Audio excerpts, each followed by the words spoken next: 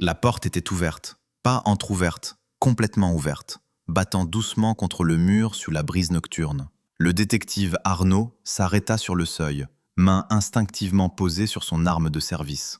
Écouta, rien que le vent dans les feuilles du jardin, le bourdonnement lointain d'une autoroute. Il appela, voix ferme mais pas forte. « Police, quelqu'un ?» Silence. Il entra, balaya le salon du regard. Télévision allumée, volume au minimum. Canapé vide, table basse renversée, magazine éparpillé sur le tapis beige. Et sur le mur du fond, à hauteur d'épaule, quelque chose qui le fit se figer. Une trace, rouge sombre. Pas du sang, trop régulier, trop net. De la peinture peut-être, ou du rouge à lèvres, formant un mot en lettres tremblantes. Aider.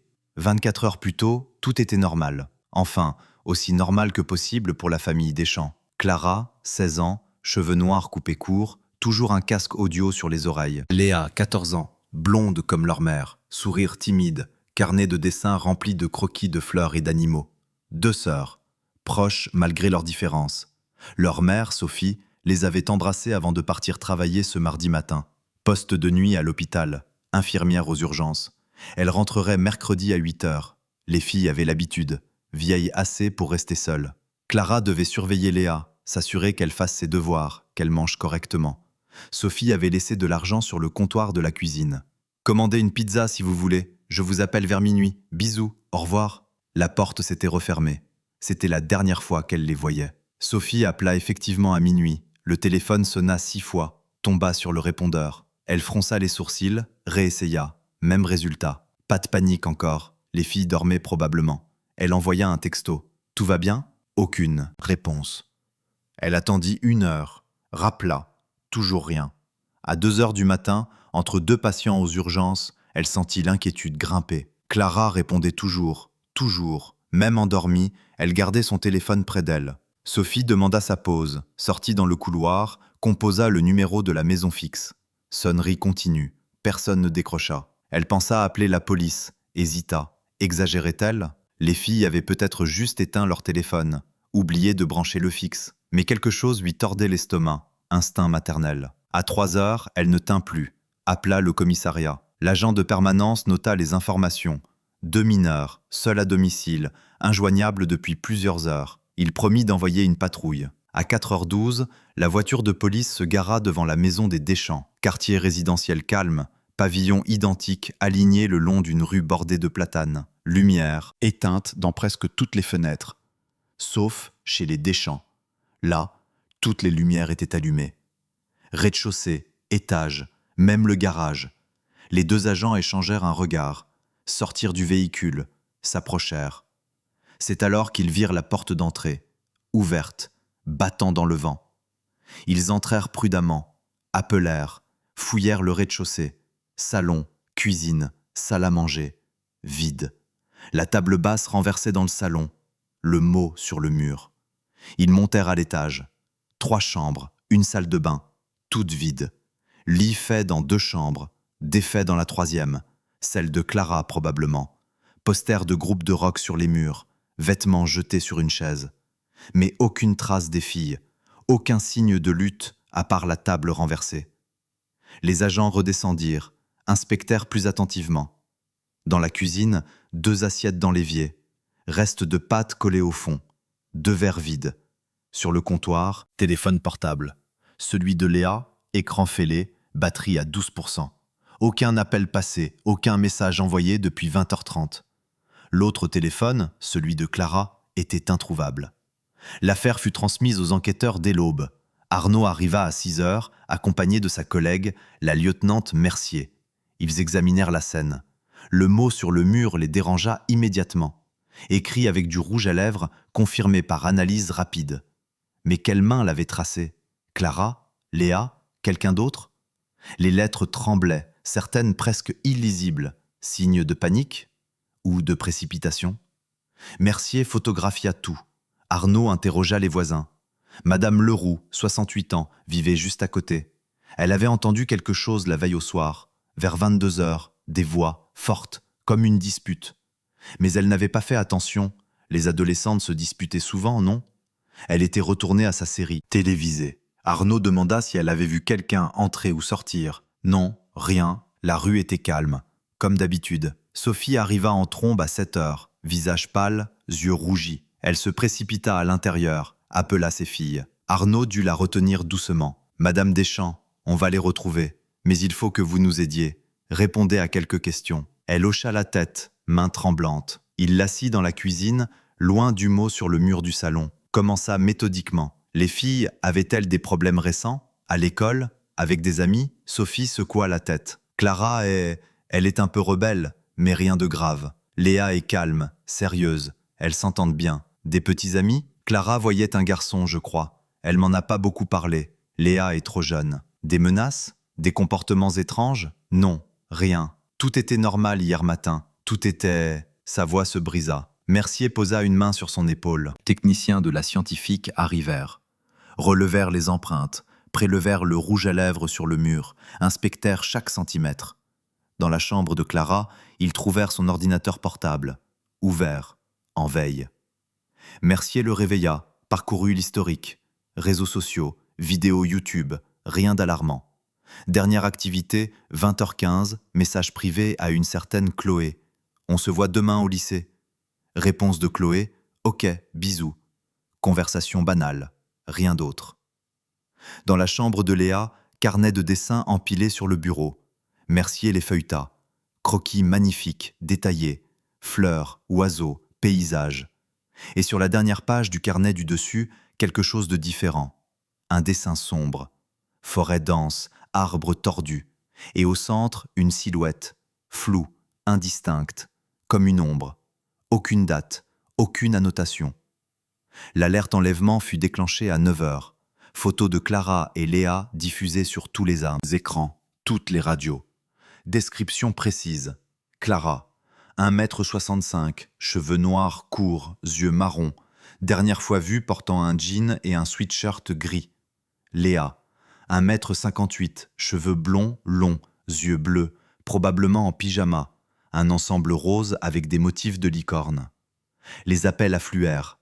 Dizaines, puis centaines, la plupart inutiles. Quelqu'un avait vu 2 filles correspondant à la description dans un McDonald's à 40 km. Vérification immédiate, fausse piste. Quelqu'un d'autre jurait les avoir aperçues dans une gare. Encore une erreur. Mais un appel retint l'attention d'Arnaud. Un homme, voix hésitante, refusant de donner son nom. Je les ai vus, hier soir, vers 23 heures. Sur la route départementale D14, direction la forêt de Rambouillet. Elle marchait, avait l'air bizarre. Arnaud nota rapidement. Bizarre comment? L'homme marqua une pause. Je sais pas, comme des somnambules. Elle fixait droit devant, marchait côte à côte. J'ai ralenti, j'ai klaxonné pour voir si elles voulaient qu'on les dépose. Elles ont même pas tourné la tête, ont juste continué. Arnaud sentit ses poils se hérisser. Vous êtes sûr que c'était elle? Les photos à la télé, c'est elle, j'en suis certain. Pourquoi vous avez pas appelé hier soir? Silence. Puis, j'ai cru qu'elle rentrait juste chez elle. J'ai pas pensé. Écoutez, je veux pas d'emmerde, mais je pouvais pas garder ça pour moi. Il raccrocha avant qu'Arnaud puisse insister. Mercier traça la route sur une carte. D14, direction Rambouillet, à 20 km de la maison des Deschamps. Impossible d'y arriver à pied en 1 heure. Donc soit le témoin s'était trompé d'heure, soit les filles avaient pris un véhicule. Mais lequel? Aucune voiture ne manquait dans le garage. Les bus ne circulaient plus à cette heure. Taxi? Vérification auprès des compagnies locales. Aucune. Course vers cette zone hier soir. VTC? Même chose. Arnaud réfléchit. Quelqu'un les a emmenés? Ou elles ont fait du stop? Mercier fronça les sourcils. Clara aurait fait ça? Avec sa petite sœur? Si elle était désespérée? Ou effrayée? Effrayée de quoi? Ils décidèrent de ratisser la D14. 3 équipes, 6 agents, 2 chiens pisteurs. Ils partirent à 11 heures. La route serpentait à travers champs puis s'enfonçait dans la forêt de Rambouillet. Dense, sombre même en plein jour. Les chiens reniflèrent des vêtements des filles apportés par Sophie, prirent la piste immédiatement, tirèrent sur les laisses, entraînant les maîtres chiens dans le sous-bois. Arnaud et Mercier suivirent, branches basses fouettant les visages, sol inégal couvert de feuilles mortes. Les chiens aboyèrent, accélérèrent, puis s'arrêtèrent net à une centaine de mètres de la route, devant un petit promontoire rocheux. L'un des maîtres chiens s'agenouilla, éclaira le sol avec sa lampe. Empreinte. Petite, 2 paires différentes, pieds nus. Mercier photographia. Les empreintes menaient vers le promontoire, puis disparaissaient, comme si les filles s'étaient simplement volatilisées. Arnaud grimpa sur les rochers, inspecta les alentours. Rien, juste des arbres à perte de vue. Il redescendit, examina le sol plus attentivement, et remarqua quelque chose. Du tissu accroché à une branche basse, rose, avec des motifs de licorne. Le pyjama de Léa. Il le décrocha délicatement, le glissa dans un sac à indices. Elles sont passées par là, pieds nus. Mercier secoua la tête. En pleine nuit, dans une forêt. Pourquoi? Les recherches s'intensifièrent. Hélicoptères mobilisés, survol en gris serré. Drones équipés de caméras thermiques. Équipe au sol quadrillant le secteur. Heures passèrent. Rien. Aucune trace supplémentaire. Comme si les filles avaient disparu dans les airs. À 17h, alors que la lumière déclinait, un appel. Radio crépita. Équipe sud-est. Ils avaient trouvé quelque chose. Arnaud et Mercier s'y rendirent en courant. À 2 kilomètres du promontoire, dans une petite clairière, les agents formaient un cercle. Au centre, assise contre un tronc d'arbre, Léa. Elle était vivante, mais son état glaça Arnaud. Assise, genoux repliés contre la poitrine, bras enroulés autour, yeux grands ouverts, fixant le vide, pyjama déchiré, pieds nus couverts de coupures et de boue séchée, cheveux emmêlés, pleins de feuilles mortes. Mais ce qui frappa le plus, c'était son expression. Aucune, complètement vide, comme une poupée. Mercier s'approcha doucement, s'accroupit. « Léa, je suis la lieutenant Mercier, tu m'entends ?» Aucune réaction, pas un battement de cils. « Léa, où est ta sœur? Où est Clara ?» Rien. Mercier tendit la main, toucha délicatement l'épaule de la fille. Léa ne broncha pas. Mercier vérifia le pouls, régulier, respiration normale, mais absence totale de réactivité. L'ambulance arriva 20 minutes plus tard. Les secouristes soulevèrent Léa avec précaution, l'allongèrent sur une civière. Elle ne résista pas, ne coopéra pas non plus, simplement resta inerte, regard fixe. Pendant le transport, Arnaud monta à l'arrière, essaya à nouveau de lui parler. « Léa, ta maman t'attend. On va t'emmener à l'hôpital, te soigner. Mais il faut que tu nous dises où est Clara, s'il te plaît. » Léa cligna enfin des yeux, une fois, puis ses lèvres bougèrent. Un murmure si faible qu'Arnaud dut se pencher. Elle est partie. Partie où? Léa ferma les yeux. Loin, très loin, là où les arbres chantent. À l'hôpital, les médecins examinèrent Léa, constatèrent l'hypothermie légère, les coupures superficielles aux pieds, la déshydratation. Mais physiquement, rien de grave. Pas d'abus sexuel, pas de traumatisme crânien, pas de fracture, juste l'état de choc. Le psychiatre de garde, docteur Lemoine, s'entretint avec elle, ou essaya. Léa restait prostrée, répondait par monosyllabes quand elle répondait. Oui, non, je sais pas. Lemoine sortit après 1 heure, secoua la tête face à Arnaud. Dissociation traumatique. Quelque chose l'a terrifiée au point que son cerveau s'est déconnecté. Ça peut prendre des jours, des semaines avant qu'elle parle vraiment. On n'a pas des semaines, sa sœur est toujours là-bas. Lemoine soupira. Je sais, mais forcer ne donnera rien. Il faut lui laisser du temps. Sophie arriva, se rua dans la chambre, serra Léa contre elle, pleura. Léa ne réagit toujours pas, resta molle dans les bras de sa mère, yeux dans le vague. Sophie leva vers Arnaud un regard désespéré. « Où est Clara? Qu'est-ce qui s'est passé ?» Arnaud secoua la tête. « On ne sait pas encore, mais on va la retrouver, je vous le promets. » Promesse qui n'était pas sûre de pouvoir tenir. Mais que dire d'autre? Les recherches continuèrent toute la nuit, projecteurs installés, équipes se relayant toutes les 3 heures. Les chiens reniflèrent les vêtements de Clara, partirent dans plusieurs directions depuis la clairière où Léa avait été trouvée, mais chaque piste s'arrêtait après quelques centaines de mètres. Comme si Clara avait volé. Arnaud refusait cette pensée. Il y avait une explication rationnelle, devait y en avoir. À 4 heures du matin, épuisé, il s'assit sur un tronc tombé. Mercier le rejoignit, lui tendit un café thermos. On la trouvera. Il but une gorgée. Et si on la trouve pas, on la trouvera. Mais dans sa voix, il y avait plus de volonté que de conviction. L'aube se leva, grise et froide. Les recherches reprirent avec la lumière. Cette fois, Arnaud décida d'élargir le périmètre. Peut-être Clara avait-elle continué à marcher, paniquée, désorientée. Peut-être était-elle à des kilomètres maintenant. L'hélicoptère repartit, survola des zones plus étendues. Et à 9h23, le pilote appela. J'ai quelque chose. Secteur nord-ouest, à 4 kilomètres du dernier point de recherche. Ça ressemble à une personne, immobile. Arnaud et Mercier foncèrent. 30 minutes de marche forcée à travers bois. Ils arrivèrent essoufflés et s'arrêtèrent net. Clara était là, debout, au milieu d'une petite prairie entourée d'arbres. Debout, bras le long du corps, tête légèrement penchée, comme une statue. Elle portait toujours son jean et son sweatshirt gris, pieds nus aussi, cheveux noirs collés au visage par la rosée. Arnaud s'approcha lentement. « Clara ? Clara, tu m'entends ?» Elle ne bougea pas un frémissement. Il contourna, se plaça devant elle et recula instinctivement. Ses yeux étaient ouverts, mais fixes, pupilles dilatées, regard absolument vide, pire que celui de Léa, comme si personne n'habitait plus ce corps. Mercier vérifia le pouls. Elle est vivante, mais elle ne finit pas sa phrase. Essaya de bouger doucement le bras de Clara. Raideur, cadavérique. Non, pas cadavérique, cataleptique. Le bras resta dans la position où Mercier l'avait mis, comme de la cire. Bon sang, elle est en état catatonique. Arnaud appela les secours. Pendant l'attente, il essaya de parler à Clara. « Clara, c'est fini, tu es en sécurité. On va t'emmener retrouver ta sœur, ta maman. » Aucune réaction.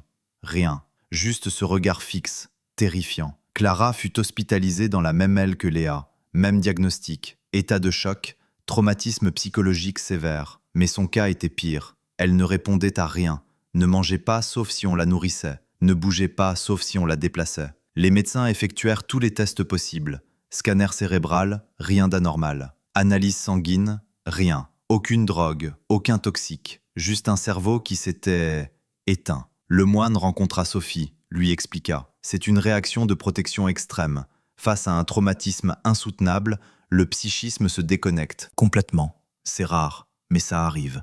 Qu'est-ce qui a pu leur faire ça? Qu'est-ce qui s'est passé dans cette forêt? Le moine secoua la tête. Je sais pas. Mais quand elles seront prêtes, elles nous le diront.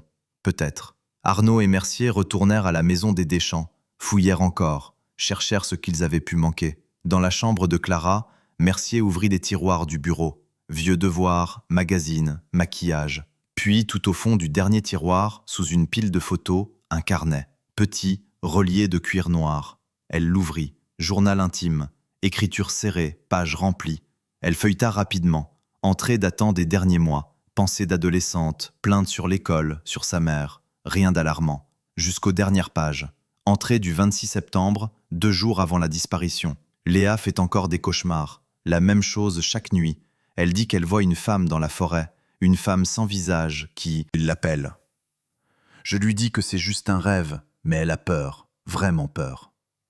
Entrée du 27, la veille. Le cauchemar de Léa empire. Cette nuit, elle s'est réveillée en criant. Elle dit que la femme est venue jusqu'à la fenêtre, qu'elle la regarde. J'ai regardé dehors, rien. Mais Léa jure qu'elle était là. Je commence à m'inquiéter. Dernière entrée, 28 au soir, le jour de la disparition. Je sais plus quoi faire. Léa dit qu'elle doit aller dans la forêt, que la femme l'attend. Elle est obsédée. Je lui ai dit qu'on irait demain, qu'on verrait ensemble. Peut-être que si elle voit qu'il n'y a rien, elle arrêtera d'avoir peur. Maman rentre demain matin de toute façon, on lui dira. Mercier leva les yeux vers Arnaud. Elles sont parties volontairement. Léa voulait aller dans la forêt, Clara l'a accompagnée. Pour voir une femme sans visage qui n'existe pas. Un délire. Ou... Arnaud fronça les sourcils. Ou quoi? Mercier hésita. Ou quelqu'un les manipulait. Quelqu'un leur faisait croire qu'il y avait quelque chose dans cette forêt. Comment? Je sais pas. Mais peut-être que ce quelqu'un attendait qu'elle vienne. Ils vérifièrent les caméras de surveillance du quartier. 3 maisons en avaient, mais aucune ne couvrait directement la maison des Deschamps. Pourtant, une caméra chez les Moreau, 2 maisons plus loin, filmait l'angle de la rue. Arnaud récupéra les enregistrements, les visionna image par image. À 22h42, on voyait 2 silhouettes sortir de chez les Deschamps, Clara et Léa, marchant côte à côte, Pas en courant, pas en se cachant, juste marchant, calmement, comme si elles allaient faire une promenade ordinaire. Elles tournèrent au coin de la rue et disparurent du champ. Arnaud fit défiler les heures suivantes. Personne d'autre ne passa. Aucun véhicule suspect. Rien. Il revint en arrière, observa à nouveau les filles, leur démarche. Quelque chose le dérangeait. Il fit un zoom maladroit sur leur visage. L'image était granuleuse, mais suffisamment nette. Les expressions étaient identiques, vides, mécaniques, exactement comme le témoin anonyme l'avait décrit, comme des somnambules. Mercier pencha la tête. On dirait qu'elles sont droguées ou hypnotisées. Arnaud secoua la tête. Les analyses sanguines étaient propres. Alors quoi? Le lendemain, le moine autorisa une tentative d'hypnose thérapeutique avec Léa. Méthode douce, non invasive, pour essayer d'accéder aux souvenirs bloqués. Léa accepta avec des hochements de tête minuscules. Le thérapeute, une femme d'une 50aine d'années nommée Docteur Valois, installa Léa confortablement. Sophie attendait dehors, trop anxieuse pour assister. Arnaud et Mercier observaient depuis une salle adjacente, à travers un miroir sans teint. Valois parla d'une voix calme, régulière, guida Léa dans un état de relaxation profonde. « Tu es en sécurité ici.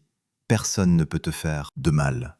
Je vais te poser des questions sur ce qui s'est passé mardi soir. Tu peux me répondre. Prends ton temps. » Léa resta immobile pendant longtemps, puis ses lèvres remuèrent. Elle m'appelait, voix enfantine, presque un murmure. « Qui t'appelait, Léa ? » « La dame, dans mes rêves. » Mais elle était plus dans les rêves, elle était réelle.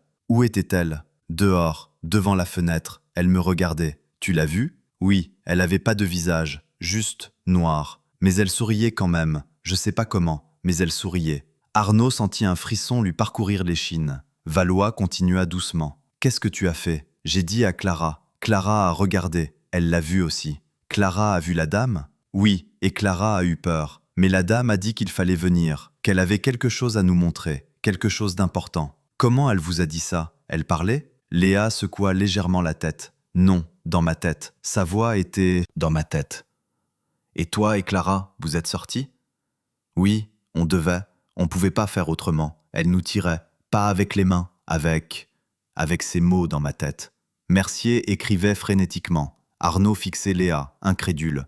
Hallucination collective ? Manipulation ? Valois poursuivit. Où la dame vous a emmené ? Dans la forêt.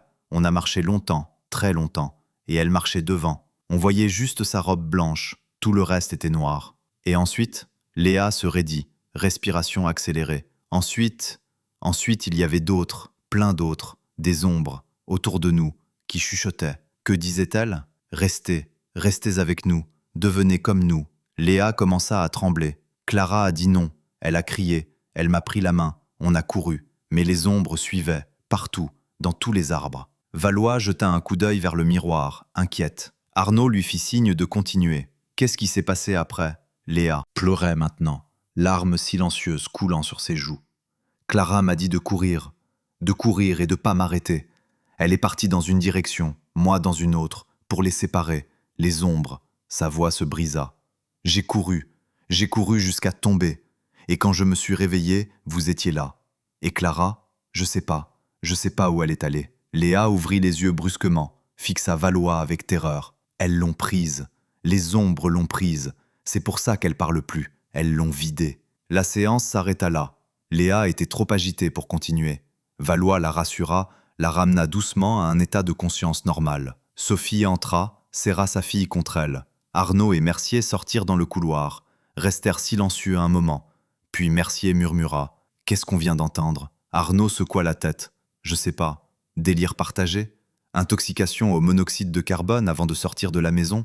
Les analyses auraient montré. » Alors quoi ? Tu crois à des femmes sans visage et des ombres qui volent les âmes ? Mercier ne répondit pas immédiatement. Puis, je crois que quelque chose les a terrorisés, et que ce quelque chose était peut-être bien réel, juste pas ce que Léa pense avoir vu. Ils retournèrent dans la forêt, cette fois avec une équipe de criminologues, ratissèrent la prairie où Clara avait été trouvée, cherchèrent des indices qu'ils auraient pu manquer, et trouvèrent quelque chose. Sous une couche de feuilles, partiellement enfouie, un tissu, blanc, sale, déchiré. Valois leur avait transmis la description de Léa, une robe blanche. Ils exhumèrent délicatement le tissu. C'était bien une robe, longue, style ancien, en coton épais, tachée de boue et de ce qui ressemblait à de la moisissure. Aucun corps à l'intérieur, juste la robe, abandonnée là. Les techniciens la scellèrent, l'emportèrent pour analyse. Résultat 3 jours plus tard, la robe datait d'au moins 50 ans, possiblement plus. Fibre naturelle, couture à la main. Aucune trace d'ADN exploitable, trop dégradée par l'humidité et le temps. Mais dans les plis du tissu, les techniciens trouvèrent quelque chose d'étrange. Des spores, champignons hallucinogènes, espèces locales, Psilocybe semilanceata, en quantité importante. Assez pour provoquer des hallucinations sévères si inhalées ou ingérées. Arnaud lut le rapport, sentit quelque chose s'éclaircir. Elles ont été exposées à des hallucinogènes. C'est pour ça qu'elles ont vu des choses. Mercier n'était pas convaincu. Comment? Elles n'ont pas mangé de champignons? Et les spores seuls, il faut une exposition massive? Nouvelle hypothèse. Quelqu'un avait délibérément exposé les filles aux spores, créé une mise en scène, la robe blanche, les murmures peut-être enregistrés et diffusés dans les bois. Pour quelle raison? Arnaud pensa immédiatement à un prédateur, quelqu'un qui manipulait des victimes en les droguant, en créant une atmosphère terrifiante pour les désorienter. Mais pourquoi laisser les filles partir? Pourquoi ne pas? Il préféra ne pas finir cette pensée. Ils vérifièrent les délinquants sexuels enregistrés dans la région. 3 vivaient à moins de 20 km. Interrogatoire serré. Alibi vérifié. 2 étaient au travail cette nuit-là. Témoins multiples. Le 3e était hospitalisé depuis 2 semaines pour une jambe cassée. Impasse. Arnaud élargit la recherche. Consulta les archives. Disparition non résolue dans la forêt de Rambouillet au fil des années. Et trouva 5 cas sur les 30 dernières années. Toujours des jeunes filles. Entre 14 et 19 ans. Tout avait disparu pendant plusieurs jours avant d'être retrouvé, ou de ne jamais l'être. 2 n'avaient jamais été localisés. Les 3 autres, revenus dans un état similaire à celui de Clara et Léa. État catatonique ou dissociatif. Incapable de dire ce qui s'était passé. Arnaud présenta ses découvertes à Mercier. C'est un schéma, ça se reproduit depuis des décennies. Mais qui et comment ils disparaissent après sans laisser de traces? Quelqu'un qui connaît parfaitement cette forêt, qui sait où aller, comment se cacher. Ils contactèrent les gardes forestiers. L'un d'eux, un homme d'une 60aine d'années nommé Gauthier, hocha gravement la tête quand Arnaud lui exposa la situation. « Je sais de quoi vous parlez, on appelle ça les égarés. Les anciens du coin en parlent encore, disent que la forêt prend parfois des filles, qu'il y a quelque chose là-dedans, quelque chose de vieux. » Arnaud réprima son agacement. « Je cherche pas des légendes, je cherche un criminel. » Gauthier leva les mains. « Je dis juste ce que je sais.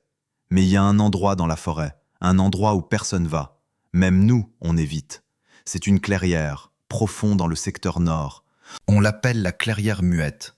Pas d'oiseaux là-bas, pas de vent, rien, juste silence. » Mercier se pencha. « Vous pourriez nous y emmener ?» Gauthier hésita, puis soupira. « Si vous voulez vraiment. » Ils partirent le lendemain matin. Gauthier les guida à travers des sentiers presque invisibles, des passages que seul quelqu'un connaissant la forêt depuis des décennies pouvait repérer. 2 heures de marche. La végétation se densifiait progressivement, arbres plus serrés, lumière plus faible. Et effectivement, Arnaud remarqua l'absence de son. Pas de chant d'oiseaux, pas de bruissement de petits animaux, juste leurs pas et leur respiration. Gauthier s'arrêta, pointa à travers les arbres. Là, la clairière muette était petite, circulaire, entourée de chênes massifs. L'herbe au centre était brune, comme brûlée, et au milieu exact, une structure, pierres empilées formant un cercle. À l'intérieur du cercle, des objets. Arnaud s'approcha prudemment. Poupées. Des dizaines de poupées anciennes, certaines en porcelaine fêlée, d'autres en tissu moisi.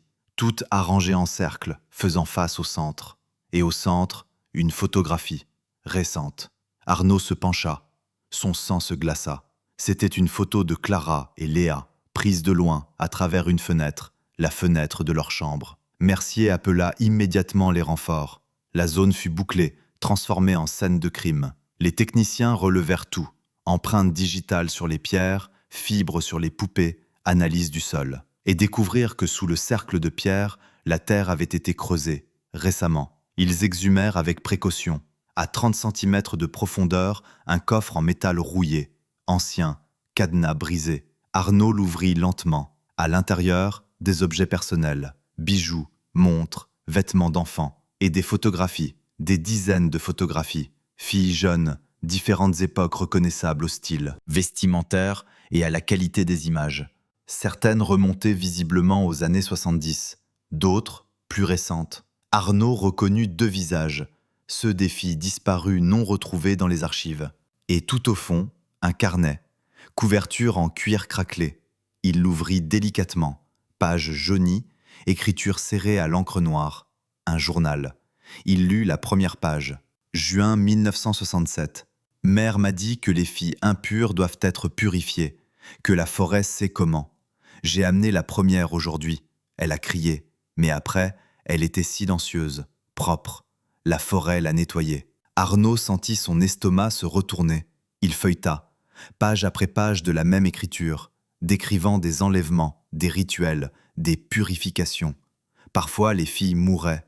Parfois, elles survivaient, mais vides, comme l'auteur l'écrivait. Vides de leurs impuretés, pures enfin. La dernière entrée datait de 2 semaines. 2 nouvelles, sœurs. Parfait pour le rituel double. La forêt sera satisfaite. Mercier lut par-dessus son épaule, devint livide. Il faut identifier l'auteur, maintenant. Les techniciens cherchèrent dans le coffre.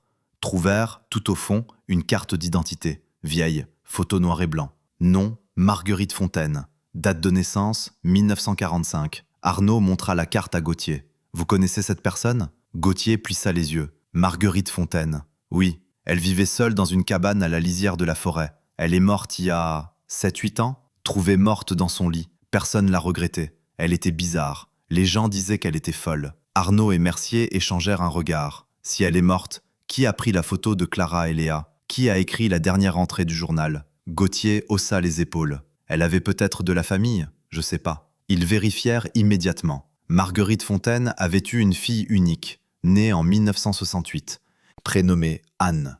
Aucune trace d'elle dans les fichiers locaux. Mais en creusant dans les registres nationaux, ils trouvèrent. Anne Fontaine, 60 ans, vivait dans une petite maison isolée à 15 km de la forêt. Arnaud sentit l'adrénaline monter. On y va, maintenant. Ils arrivèrent avec 3 voitures. La maison était petite, délabrée, fenêtre aux volets fermés. Arnaud frappa. Silence. Frappa à nouveau. Police, Madame Fontaine, ouvrez. Rien.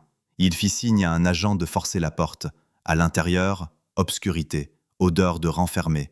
Ils allumèrent les lampes torches, balayèrent les pièces. Salon vide, cuisine sale, vaisselle empilée, chambre avec un lit défait. Et dans la dernière pièce, un bureau. Mur couvert de photos, les mêmes que dans le coffre.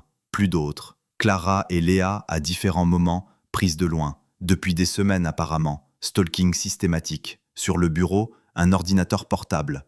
Mercier l'ouvrit, l'alluma. Pas de mot de passe. Dossier ouvert sur le bureau virtuel. Vidéo. Elle cliqua. L'écran montra une pièce sombre, éclairée par des bougies. Clara et Léa, ligotées à des chaises, inconscientes. Et une femme face à la caméra, cheveux gris longs, visage ridé, yeux fiévreux. Anne Fontaine. Elle parlait d'une voix monocorde. La forêt réclame toujours son dû. Mère me l'a appris. Je continue son œuvre. Ces 2-là seront purifiés comme les autres. La forêt les prendra, les videra, les rendra propres. Elle se tourna vers les filles. Elles ne le savent pas encore, mais elles me remercieront quand elles seront vides. Arnaud stoppa la vidéo. Date, Mercier vérifia. Enregistrée il y a 4 jours, avant qu'on retrouve les filles. Donc elle est encore dans la nature, et elle sait qu'on les a récupérées. Mercier parcourut les autres fichiers, trouva des documents, plan de la forêt, emplacement marqué, recettes de préparation à base de champignons hallucinogènes, description détaillée de rituels, et une liste. Noms de filles, certains barrés, d'autres non. Clara et Léa n'étaient pas barrées. Elle pense pas que c'est fini, elle va essayer à nouveau. Un avis de recherche nationale fut lancé. Photos d'Anne Fontaine diffusées partout. Barrages routiers, contrôle dans les gares, aéroports. Mais Arnaud savait qu'elle ne fuirait pas loin. Elle était obsédée par cette forêt, par son rituel. Elle y retournerait. Il organisa une surveillance permanente, équipe postée aux abords, drone en vol constant, caméra thermique scrutant chaque mouvement. 2 jours passèrent. Rien. Puis la 3e nuit, une alerte. Caméra thermique avait détecté une silhouette se déplaçant vers la clairière muette. Arnaud mobilisa son équipe. Ils y allèrent en silence, sans sirène, sans lumière. Ils arrivèrent juste avant l'aube. La silhouette était là, agenouillée au centre du cercle de pierre. Anne Fontaine. Elle murmurait, main levée vers le ciel. Arnaud s'approcha doucement, arme au poing. « Anne Fontaine, police, ne bougez pas !» Elle ne se retourna pas, continua à murmurer. Arnaud s'approcha encore. « Levez les mains, lentement !» Elle se figea, puis rit. Un rire aigu, cassé. « Vous comprenez pas, la forêt doit être nourrie, sinon elle prend toute seule. Elle prend n'importe qui, même vous. » Elle pivota brusquement. Arnaud vit le couteau. Trop tard. Elle se jeta en avant. Le coup de feu résonna dans le silence de la forêt. Anne s'effondra. Mercier s'était précipité, avait tiré, touché l'épaule. Anne tomba à genoux, lâcha le couteau, gémit. Les agents se ruèrent, la maîtrisèrent. Arnaud ramassa le couteau, lame rouillée, manche en bois sculpté de symboles étranges. Anne crachait, se débattait. « Vous avez tout gâché, tout. Elle devait être purifiée. Maintenant, la forêt va prendre d'autres, plein d'autres, vous verrez. » Ils l'emmenèrent, hurlante, vers l'ambulance en attente. Anne Fontaine fut hospitalisée sous garde policière, puis transférée en psychiatrie pénitentiaire. Évaluation, délire mystique chronique, paranoïa sévère, psychose héritée probablement de sa mère. Elle ne parla plus après son arrestation, refusait de répondre aux questions, restait assise, fixant les murs, murmurant des phrases incompréhensibles. Le procès eut lieu 8 mois plus tard. Elle fut déclarée pénalement irresponsable, internée à vie. Les familles des victimes précédentes furent contactées. Certaines pleurèrent, soulagées d'avoir enfin des réponses. D'autres restèrent silencieuses, le chagrin trop ancien pour ressurgir violemment. Clara et Léa restèrent hospitalisées pendant 3 mois. Léa progressa lentement, reprit la parole, participa aux thérapies. Les cauchemars persistèrent mais s'atténuèrent. Elle put rentrer chez elle, suivre des cours à domicile. Clara fut plus difficile. Son état catatonique se résorba partiellement.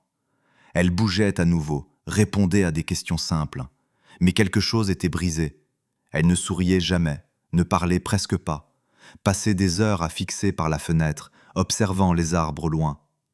Sophie engagea les meilleurs thérapeutes. L'amélioration fut minime.